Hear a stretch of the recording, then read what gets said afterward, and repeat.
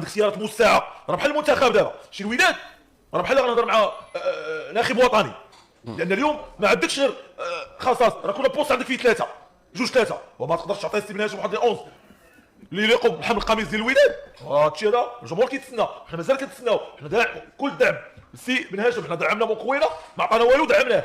اليوم بالعكس اطار وطني، وحنا اليوم بواحد ثوره كرويه على مستوى الاطر الوطني. شنا السكيتيوي كيأدي بشكل كبير مع المنتخب، كل الاطر الوطنيه متالقه هنا مع المنتخبات. حنا بغينا السي بن هاشم هذه الفرصه اللي تعطاتو كاطار وطني مع فريق الوداد الرياضي العالمي، اليوم خاص هذه الفرصه حتى هو يعض باب سنانو السي بن هاشم ويعطيك هذول للجمهور الا وهو كيتسنى ويرجع يعطينا فريق نموذجي مثالي. يعني انا ما نقدرش بجانب اخر نقول لكم الامانه، انا عندي بزاف ديال الامور اللي غنحتفظ بها، ولكن غنبقى ندعم السي بن هاشم اليوم حتى بدايه البطوله. شوفوا الحد الاتصال ديال احد المشاهدين الكرام. الو السلام عليكم. وي خويا ابراهيم. مساء النور سي عبد الكبير. مساء الخير خويا. مرحبا خويا عبد الكبير. بارك الله فيك. تفضل تحية خويا طرحه وتحية السي منير مبروك. تحيه لك سي عبد الكبير. بارك الله فيك اخويا. تفضل اخويا. تبعتي اليوم المقابله؟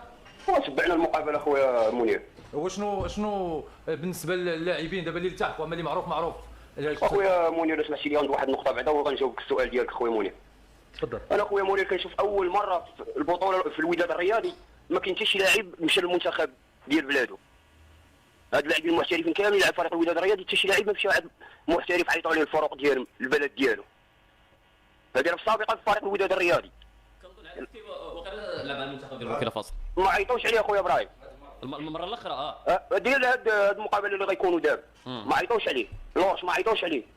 اول مره في فريق الوداد الرياضي. يعني هنا كيبان لك بان المحترفين ديالك ضعاف. فريق الوداد الرياضي ملي كان كيجيب محترفين راه ملي كيكون التوقف الدولي راه كاملين كيبقاو يمشيو للمنتخبات ديالهم. صح. واش فهمتيني؟ هنا كيبين لك قال لك البان في المعنى لا فايده التكرار.